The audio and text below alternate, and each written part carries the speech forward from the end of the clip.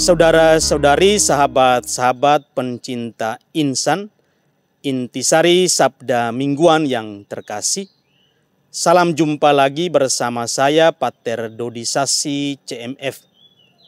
Saya hadir di hadapan kalian untuk membawa intisari Sabda Mingguan yang akan diambil dari Injil hari Minggu Paskah kedua sesuai dengan kalender liturgi Katolik.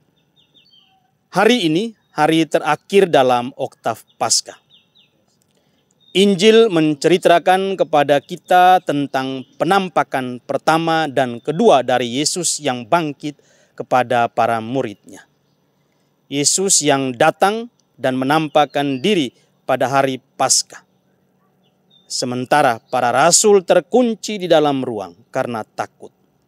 Tetapi karena Thomas, salah satu dari 12 murid tidak hadir, maka Yesus kembali menampakkan diri 8 hari kemudian kepada para murid-Nya. Mari kita fokus pada dua tokoh utama, Thomas dan Yesus dalam Injil hari ini.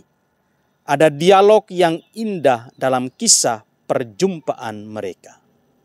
Dalam menceritakan kisah Thomas, sebenarnya Injil memberitahu kita bahwa Tuhan tidak mencari orang yang sempurna. Saya atau kita kadang merasa takut ketika melihat beberapa orang Katolik, orang Kristiani, atau beberapa perkumpulan orang Katolik yang berpikir bahwa merekalah yang paling sempurna.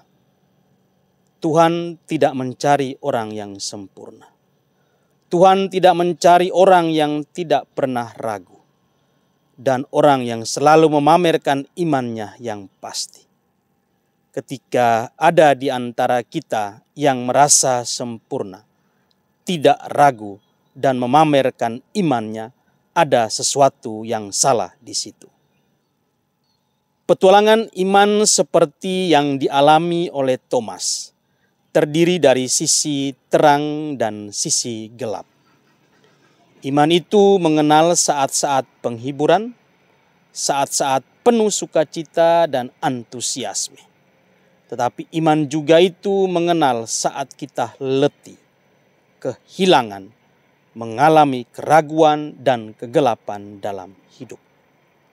Injil menunjukkan kepada kita krisis Thomas untuk memberitahu kita bahwa kita tidak perlu takut akan krisis kehidupan dan krisis iman.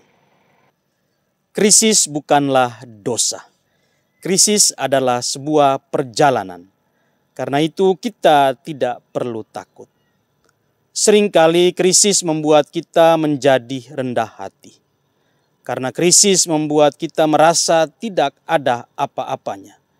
Merasa tidak lebih baik dari orang lain. Krisis-krisis membantu kita untuk mengenali kebutuhan kita. Krisis-krisis itu menghidupkan kembali kebutuhan kita akan Allah. Dan dengan demikian memampukan kita untuk kembali kepada Allah. Menyentuh luka-lukanya. Mengalami kasih-Nya lagi seperti yang kita lakukan pada kali yang pertama.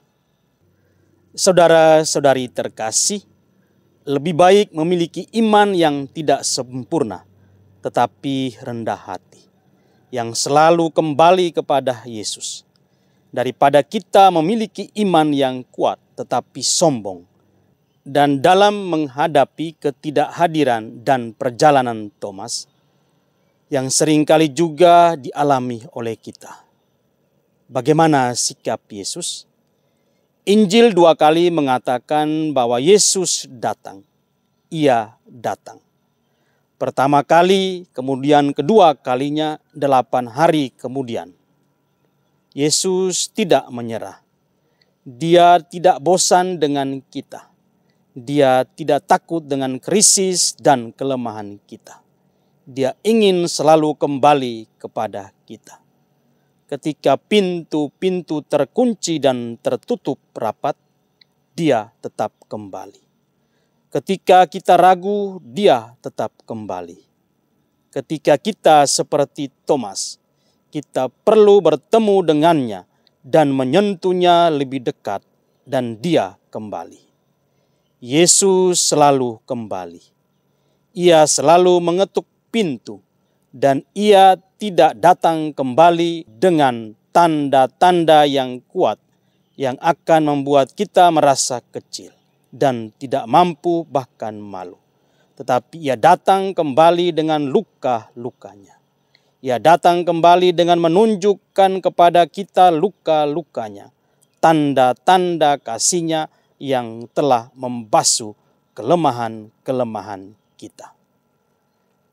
Saudara-saudari terkasih, terutama ketika kita mengalami kelelahan, keletihan, atau saat-saat krisis hidup kita, Yesus yang bangkit ingin kembali untuk menyertai kita.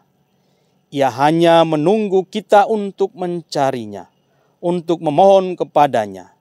Bahkan ketika kita seperti Thomas, kita memprotes, kita ragu dan tidak percaya, ia selalu datang kembali kepada kita. Karena ia adalah Tuhan kita yang sabar, Tuhan kita yang penuh belas kasihan, Tuhan yang penuh dengan kerahiman. Dia datang untuk membuka sumbatan ketakutan kita, sumbatan ketidakpercayaan kita. Karena dia selalu ingin memberi kita kesempatan lain. Yesus adalah Tuhan atas kesempatan lain. Dia selalu memberi kita kesempatan lain. Maka saudara-saudari terkasih, marilah kita pikirkan kapan terakhir kali. Marilah kita ingat ketika pada saat yang sulit atau saat krisis, kita menutup diri kita sendiri. Kita membentengi diri kita sendiri dalam masalah-masalah kita dan meninggalkan Yesus di luar diri kita. Dan marilah kita berjanji pada diri kita sendiri dalam kelemahan kita untuk mencari Yesus, untuk kembali kepadanya, kembali kepada pengampunannya. Dia selalu mengampuni kita. Dan untuk kembali kepada luka-luka yang telah menyembuhkan kita. Dengan demikian kita juga akan mampu berbelas kasih, mendekati luka-luka orang lain tanpa kekakuan dan prasangka. Semoga Bunda Maria, Bunda yang berbelas kasih, Bunda yang penuh kerahiman, menemani kita di jalan iman, harapan, dan cinta ini. Semoga amin. Tuhan memberkati.